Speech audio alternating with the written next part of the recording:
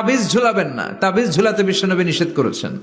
যে তাবিজ ঝুলায় আল্লাহ তাআলা ওই তাবিজের উপর তাকে ন্যস্ত করে দেয় আর বলে আমার রহমত তোর থেকে তুলে নিলাম, দেখি তোরে কে বাঁচায়। এজন্য আজ থেকে তাবিজ যা আছে ছিঁড়ে ফেলবেন। আল্লাহ সহি সমঝ দান করো। তো তাবিজ যারা পড়েন ছিঁড়ে ফেলবেন আজকে। রাজি আছেন তো? ছিঁড়ে কি করবেন? সূরা ফাতিহা পড়বেন, পড়ে ঝাড়ফুঁক চলবে আজকে থেকে। ঝাড়ফুঁক করা সুন্নাহ। আর তাবিজ দেয়া হচ্ছে বিদআহ, যেটা বিশ্বনবী শেখায় নাই, সাহাবারা শিখায় নাই, ওইটাতে আমরা যাব না। ঝাড়ফুঁক করবেন। আয়াতুল কুরসি পড়লে জিনভূত আসতে পারে? কথা বলেন। সূরা ফাতিহা পড়লে আর অসুস্থতা থাকতে পারে? বিশ্বনবীর সাহাবারা একবার সফরে বেরোলেন। সফরে বেরিয়ে হঠাৎ দেখলেন মরুভূমির মাঝখানে কিছু লোক জটলা পাকিয়ে রেখেছে, একটা লোক শুয়ে আছে। আবু সাঈদ আল খুদরি ছিলেন ওই সফরের লিডার। বললেন কি হয়েছে? তারা বলল আমাদের নেতাকে সাপে কামড় দিয়েছে, আরেক বর্ণনায় বিচ্ছু কামড় দিয়েছে, বিষের ব্যথায় আমাদের নেতা মারা যাবে।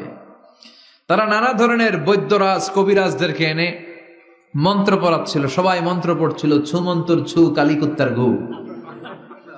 ছোট বাচ্চারা পড়ে, বুঝানোর জন্য বললাম, তারা হয়তো অন্য কিছু পড়ছিল।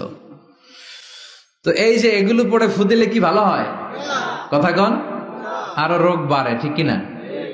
বাচ্চার হাতে 2টা, গলায় 3টা, কোমরে 4টা, এগুলোর ওজনেই তো বাচ্চা অসুস্থ হয়ে যাবে। কথা বুঝতে পেরেছেন? আবার কোমরে লাগায়, এটারে কি বলে? কাইতন। কি কয়? তাগা।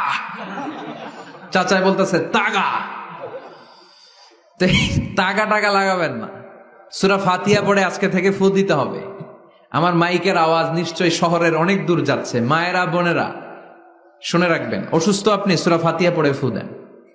বিশ্বনবী রাতের বেলায় বিছানায় যাওয়ার আগে সকাল সন্ধ্যা 3 কুল পড়ে হাতে ফু দিতেন। এরকম 2 হাতটা একসাথে করে এখানে ফু দিয়ে মাথা থেকে শুরু করে মেসেজ করতেন পা পর্যন্ত, দেহের যতটুকু জায়গায় যায়। সূরাতুল ইখলাস, সূরাতুল ফালাক, সূরাতুন নাস, এই 3টা সূরাকে একসাথে বলে কুল আস-সালাসা, মানে 3 কুল। কি বলে? এই 3 কুল পড়ে না, যায় লিটন দেওয়ানের কাছে। কই যায়? লিটন দেওয়ান কিছু করতে পারে?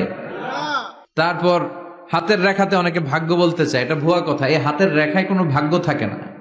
আপনারা শুনলেই কিছু মানবেন না, আপনারা কোরআন হাদিস দিয়ে যাচাই করবেন, দলিল খুঁজবেন। কি খুঁজবেন?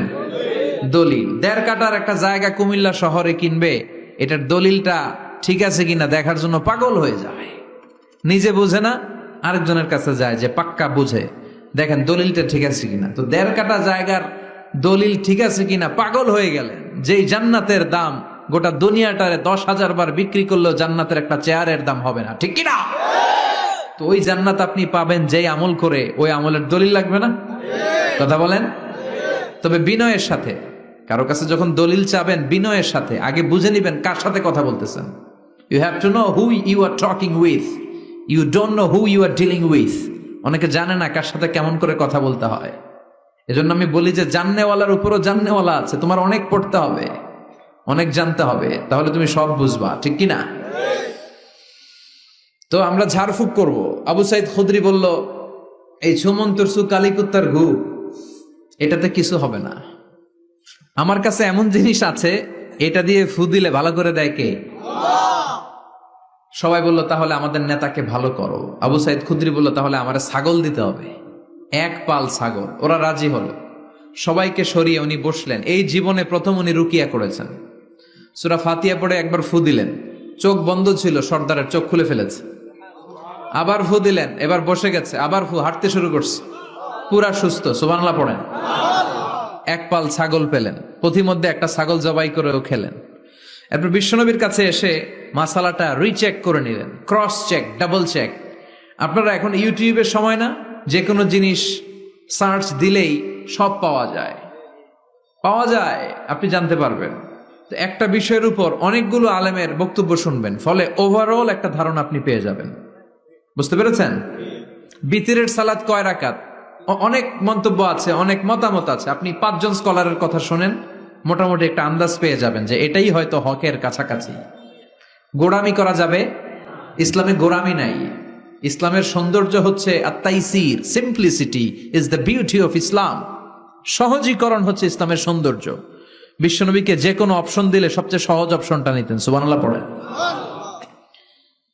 বিশ্বনবীর কাছে এসে বললেন, ইয়া রাসূলুল্লাহ, সূরা ফাতিহা দিয়ে ঝাড়ফুঁক করে এক বর্ণনায় 100টা, আরেক বর্ণনায় 30টা ছাগল আমরা পেয়েছি। পথিমধ্যে একটা ছাগল জবাই করে আমরা খেয়েছি। এই যে কোরআন দিয়ে ফু দিয়ে আমরা ছাগল আনলাম, খাইলাম, এই ছাগল নেয়াটা জায়েজ হয়েছে কিনা বলেন। মাসালা ক্রস চেক করতে আসছে, ডবল চেক, দেখে বিশ্বনবী কি বলে। বিশ্বনবী বলেন জায়েজ হয়েছে মানে কোরআনের দাম বাড়ায় দিয়ে আসছিস বেটা। আল্লাহু আকবার। কোরআনের দাম তোমরা বাড়িয়ে দিয়ে এসেছো। 30টা বা 100টা ছাগল যাই পাইছো তোমরা, ভাগ বটোয়ারার পরে 2-1টা থাকলে আমারও দিও। তো এটাকে বলে সূরাতুশ শিফা। কোরআনের ভেতরে শিফা দিয়েছে কে? ওয়া নুনাজ্জিলু মিনাল কুরআনি মা হুয়া শিফাউন ওয়া রাহমাতুল লিল মুমিনিন ওয়া লা ইয়াজিদুল যালিমিনা ইল্লা খাসারা। এই কোরআনের মধ্যে আমি শিফা দিয়েছি, রহমত